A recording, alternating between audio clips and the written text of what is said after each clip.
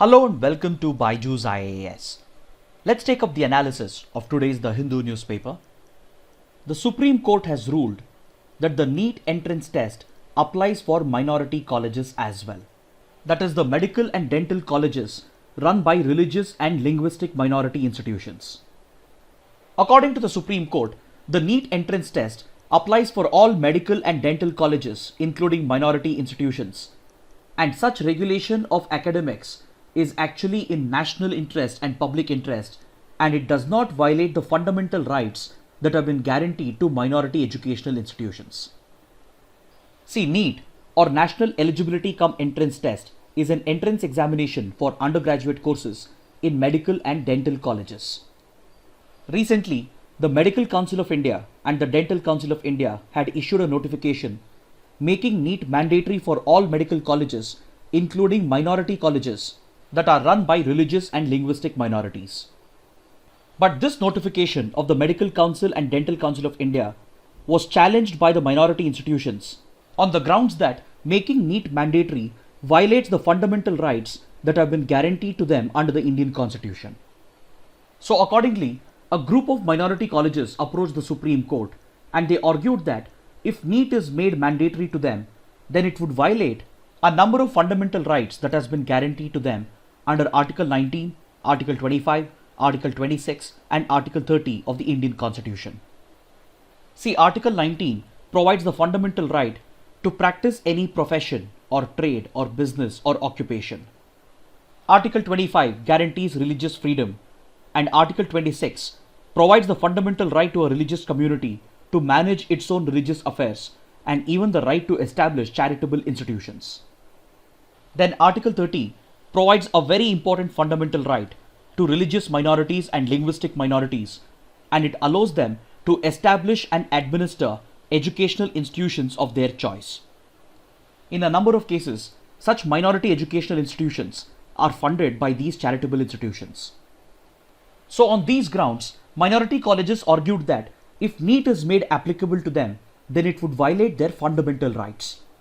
But however, the Supreme Court refused to uphold this argument, and it has ruled that NEET is mandatorily applicable to minority colleges as well, and this does not violate the fundamental rights that have been guaranteed to them.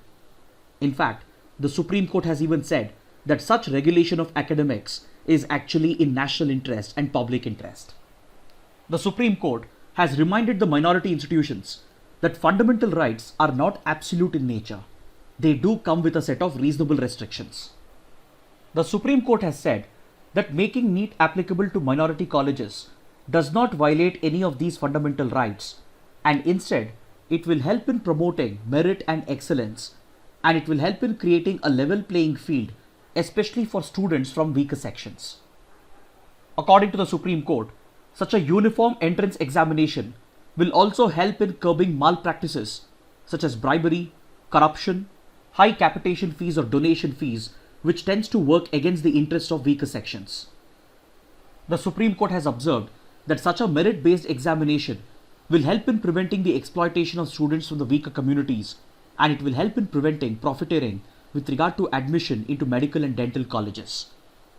Such an examination will help prevent commercialization of education, especially medical education, which is seen to be in the larger interest of the public and the society. So on these grounds, the Supreme Court has made NEET mandatorily applicable to minority colleges as well, and it has said that the examination will not violate the fundamental rights that have been guaranteed to these institutions.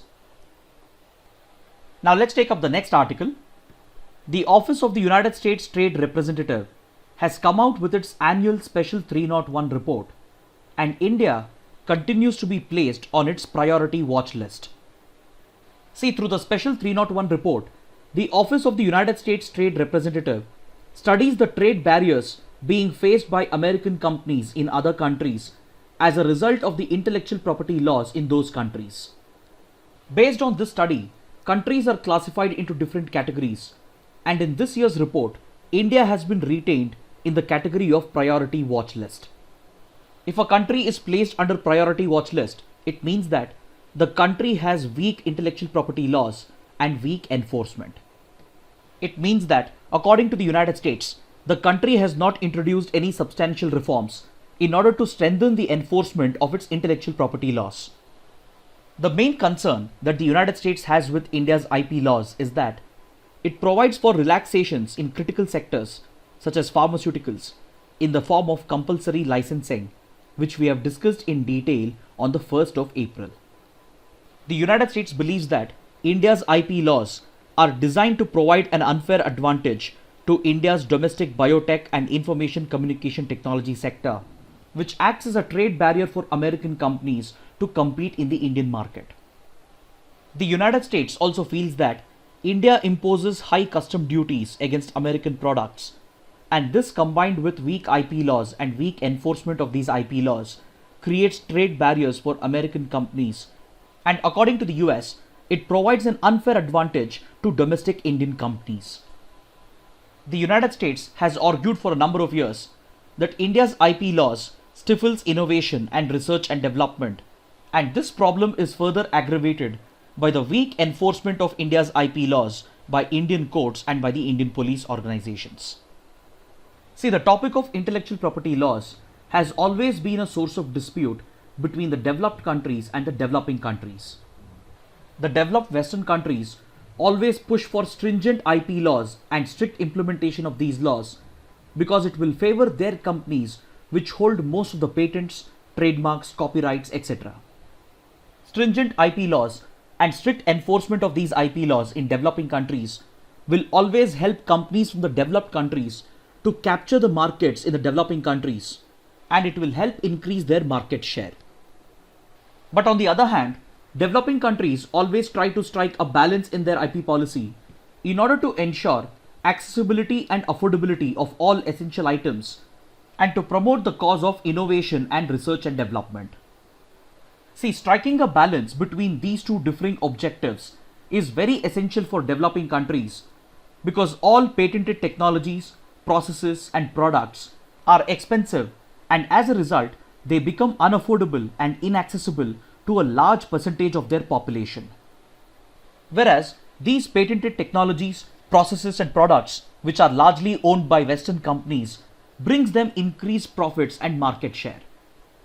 So that's the reason why it's absolutely essential for a developing country such as India to strike a balance between ensuring accessibility and affordability of all essential items and at the same time promote the cause of innovation and research and development. For this reason, most developing countries adopt a more relaxed IP policy which will help them fulfill their international commitments and as well as their developmental commitments. The best example for this would be the issuance of compulsory licensing by the Indian government. The Indian government issues a compulsory license to domestic pharmaceutical companies in order to ensure that an expensive patented drug becomes accessible and affordable in the form of generic drugs. But this is resisted by Western companies, especially American pharmaceutical companies, because it restricts the market share for their patented drug and it creates a disincentive for making further investments in research and development. But India has always rejected the Special 301 report of the Office of the US Trade Representative, and it has repeatedly rejected its listing on the priority watch list. India has always maintained that it is committed to upholding the highest global IP standards as mandated by WTO TRIPS and WIPO. India has always ensured that its domestic IP laws, such as the Indian Patents Act, the Trademarks Act, the Copyrights Act, etc., are always in compliance with the trade-related aspects of Intellectual Property Rights Agreement or TRIPS Agreement of the World Trade Organization. India has also acceded to most of the IPR agreements of the World Intellectual Property Organization. Recently in 2019, India acceded to 3 key treaties of the World Intellectual Property Organization, including the Vienna Agreement, which provides for the classification of trademarks, and India became the 34th member to accede to the Vienna Agreement. India also acceded to the Nice Agreement, which provides for the classification of trademarks for goods and services, and it became the 88th member to accede to the Nice Agreement. Then India also acceded to the Locarno Agreement, which provides for the classification of industrial designs, and India became the 57th member to accede to the Locarno Agreement. Apart from complying to these international standards, India has also established the Controller General of Patents, Designs and Trademarks in order to implement these domestic IP laws. The Controller General of Patents, Designs and Trademarks, or also known as the Patents Office, is responsible for granting patents and trademarks. Then the Modi government came out with the National IPR policy in 2016 in order to promote the idea of Creative India, Innovative India. Then recently, India has also established CIPAM, or the Cell for Intellectual Property Rights Promotion and Management, in order to streamline the IP process in India and promote greater awareness amongst Indian innovators and Indian businesses. Then, in order to strengthen IP enforcement, India is looking to increase the capacities of its courts and police. But the biggest drawback in India's IP environment is that enforcement remains very weak because India does not have dedicated IP courts and it does not have any centralized agency which can provide for strict enforcement of IP laws. But despite this, India is right in rejecting the report of the Office of the US Trade Representative, because as a developing country, India is just trying to strike a balance between the need to ensure affordability and accessibility of essential items and the need to promote innovation and research and development. Now let's take up a column from page number 6, in which Suhasini Haider evaluates whether India is being left out of the Afghan peace process. See, just a couple of months ago, the United States and the Taliban signed a peace deal, and it appears that India has been more or less left out of this peace process. Then a few weeks ago, the United Nations Secretariat called for a meeting of the 6+2+1 group in order to promote regional efforts for establishing peace in Afghanistan. The 6+2+1 group includes the 6 neighboring countries of Afghanistan, such as China, Iran, Pakistan, Tajikistan, Uzbekistan and Turkmenistan. It also includes 2 global powers, that is United States and Russia, which have substantial stakes in Afghanistan. And of course, the one in the grouping refers to Afghanistan itself. But surprisingly, India was left out of this grouping by the United Nations, even though all the other neighboring countries were included. Because at least India considers itself to be a neighbor of Afghanistan, and the exclusion of India from this UN summit points to the declining role of India in the Afghan peace process. The writer says that the exclusion of India from the ongoing Afghan peace process could significantly affect India's national interests, because India has been playing a key role in Afghanistan's internal politics over the last few years. If you look at the 2001 Bonn Conference, India played a key role in the establishment of a civilian government in Afghanistan. During the Bonn Conference, it was Indian Special Envoy Satinder Lamba who convinced the leaders of the Northern Alliance, who had helped the US overthrow the Taliban government after the 9/11 attacks. And Satinder Lamba's negotiations with the leaders of the Northern Alliance made them accept the establishment of an Afghan civilian government under the leadership of President Hamid Karzai. Then later in 2010, India was invited to be a part of the London Conference on Afghanistan. And following this conference, then Prime Minister Manmohan Singh stepped up India's strategic partnership with Afghanistan by signing the historic Strategic Partnership Agreement. Then apart from this, since the 9/11 attacks and since the Taliban government was overthrown in 2001, India has been playing a key role in the development of Afghanistan, and it has assisted the Afghan civilian government in executing key projects such as the construction of the Afghan parliament, the construction of the Zaranj-Delaram highway, which further connects to the strategic Chabahar port in Iran. India has also funded the construction of the Afghanistan-India Friendship Dam, or the Salma Dam, which is also a hydroelectric power project. And India has also built a number of schools and hospitals in Afghanistan, which has generated a lot of goodwill towards India. But despite all this, if India is being excluded out of the Afghan peace process in 2020, then it should be a cause of great worry, because it significantly affects India's foreign policy and national security interests as far as Afghanistan is concerned. But the writer says that a large part of the reason why India has been excluded from the Afghan peace process is because India refuses to acknowledge the Taliban as a legitimate stakeholder in Afghanistan, and it continues to treat the Taliban as just another terrorist organization. India has not been able to be a part of the Afghan peace process, largely because India has never supported the direct engagement of the United States with the Taliban. When the negotiations were going on, and when most of the global powers had come to accept the Taliban as a legitimate stakeholder, India was still refusing to hold direct talks with the Taliban, and it was treating the Taliban as just another terrorist outfit. India kept on insisting that any peace process in Afghanistan should be led by the Afghan civilian government, and it should be a Afghan-led, Afghan-owned and Afghan-controlled process. This excessive reliance of India on the Afghan civilian government does not acknowledge the fact that the civilian government has lost a lot of ground in Afghanistan, and today a large part of Afghan territory is controlled by the Taliban. Yes, India was right for being wary of the Taliban, because the Taliban has a history of being hostile towards India, and it has a history of acting as the puppet of Pakistan. But India's refusal to recognize the ground reality, and India's refusal to hold direct negotiations with the Taliban, and its refusal to treat Taliban as a political stakeholder in Afghanistan was largely responsible for India being left out of this peace process.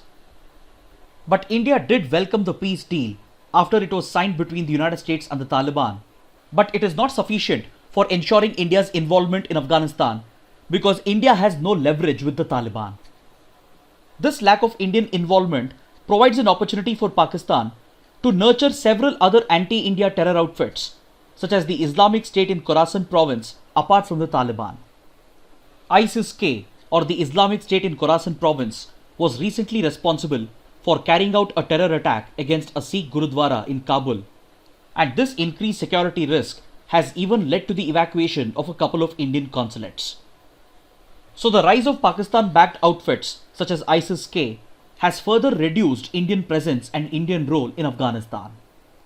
So in order to rebuild Indian involvement and Indian presence in Afghanistan, and to revive India's role in the Afghan peace process, the writer recommends the following steps. First and foremost, the writer says that the goodwill that India had generated over the years has been affected to an extent due to the controversial Citizenship Amendment Act, which has been alleged to be discriminatory towards Muslims, and it holds Afghanistan responsible for religious persecution of its minorities. Whether these allegations are true or not, the Citizenship Amendment Act has created a negative perception about India in Afghanistan, and it has considerably eroded the goodwill that India used to enjoy in Afghanistan. So the writer says that the Indian government should take immediate steps in order to correct this negative perception in Afghanistan. Next, the writer says that India should not lose focus of its development agenda in Afghanistan. India will have to continue investing more in developmental projects which will bring socio-economic benefits to the people of Afghanistan, because this will automatically generate more goodwill for India, not just amongst the Afghan population, but also amongst the key political stakeholders. Then India will also have to engage with like-minded countries such as the United States, Iran, Russia and the European powers in order to cement its position as a key player in Afghanistan. Then India would also do well to appoint a special envoy who could lead India's negotiations with all the key political stakeholders, including the Taliban. So according to the writer, these steps will provide India the much needed elbow room and space in order to revive its role in Afghanistan, despite having been sidelined from regional discussions and the Afghan peace process. Now let's take up the next article. A study published by the Lower Mekong Initiative along with the Sustainable Infrastructure Partnership has claimed that the dams constructed by China on the Mekong River has affected the flow of the Mekong River in the downstream countries. See, the Mekong River is a major river in the Indo-China region of Southeast Asia, and it flows through China, Myanmar, Vietnam, Laos, Thailand and Cambodia. A study conducted by the Lower Mekong Initiative has claimed that China's construction activities on the Mekong River has affected the flow of the river in these downstream countries. See, the Lower Mekong Initiative is an initiative that is sponsored by the United States, and it also includes the members of the Mekong River Commission. The members of the Mekong River Commission are Cambodia, Laos, Vietnam and Thailand. Kindly note this down. This point can be very important for prelims. So the claims made by the study has revived India's concerns with regard to the construction of Chinese dams on the Brahmaputra River. See, on the Brahmaputra River, which is also known as the Yarlung Tsangpo River in China, 4 major dams are being constructed by China, including the Zhangmu project, which is a major hydroelectric power project. Over the last few years, India has been fearing that the construction of these dams on the Yarlung Tsangpo river might affect the flow of the Brahmaputra river in the downstream areas. These concerns of India are quite natural because currently there is no water sharing treaty between the two countries. Currently, both the countries are just sharing hydrological data in order to prevent floods in the downstream areas, and the lack of a water sharing treaty naturally raises India's concerns over the construction of dams by China on the Brahmaputra river. But China has repeatedly reassured India that these projects are just run-of-the-river projects which does not store or divert any water, and these projects are meant only for hydropower generation. Even experts argue that these projects of China on the Brahmaputra may not affect its course and flow because the Brahmaputra is not entirely dependent on the upstream flows that it receives in China. A large part of the Brahmaputra river basin, that is around 35% of it, lies in India, and it is dependent on a number of tributaries that originate and flow within India.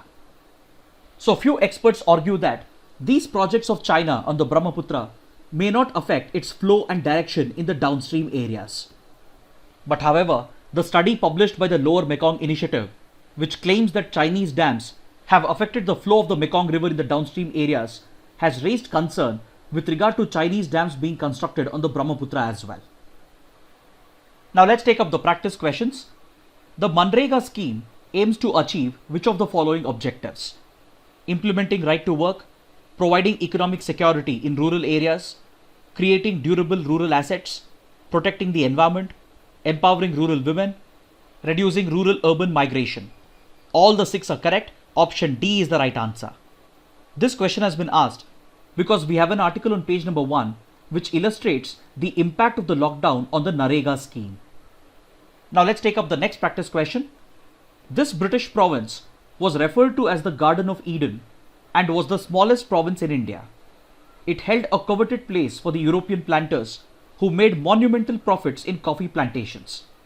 It witnessed the Amara Sulya freedom movement against agricultural tax imposed by the British, and its unique weather earned it the nickname Scotland of India. This description refers to which British province? The correct answer is option C, Coorg. This question has been asked because the 100 years ago article on page number 7 makes a reference to the Coorg province in British India and its demand to be amalgamated into the Madras Presidency. Now let's take up the next practice question. The Arakan Army is an insurgent group representing the interests of Rakhine Buddhists. Option C is the right answer. This question has been asked because according to this article on page number 14, a United Nations human rights expert has accused Myanmar's army of committing war crimes and crimes against humanity in its civil war against the Arakan Army, which is an insurgent group fighting for more autonomy for ethnic Rakhine Buddhists. See, if you look at this map, you will find the Arakan Mountains to be present along Myanmar's borders with Bangladesh and India. Just like the northeast of India, even Myanmar is made up of a number of ethnic groups. In a number of states of Myanmar, ethnic insurgencies are going on, and the same applies for the Rakhine state as well. In this state, which faces the Bay of Bengal, we have an insurgent group known as the Arakan Army, which has been fighting to secure more autonomy for the native Buddhists, and this insurgent group is active in a number of other states as well, such as Kachin, Shin, etc. But please do not confuse the Arakan Army with the Arakan Rohingya Salvation Army or ARSA. This is another insurgent outfit that is based out of the Rakhine state. But ARSA is fighting to defend the Rohingya Muslims, who constitute an ethnic religious minority, against the atrocities being committed by radical Buddhists who largely belong to the Arakan Army. Now let's take up the next practice question. Recently, the European Union has launched a legal case against which of its member country for compromising on judicial independence?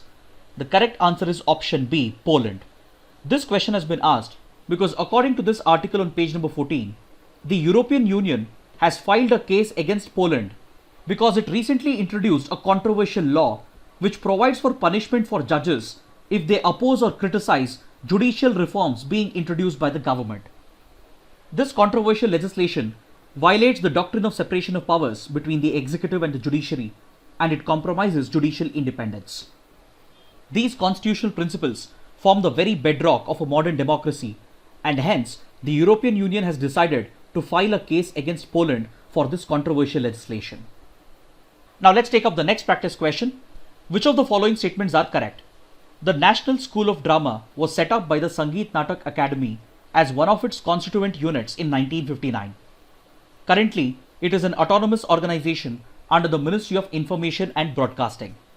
In 2005, it was granted the status of a deemed university, but it was revoked later in 2011.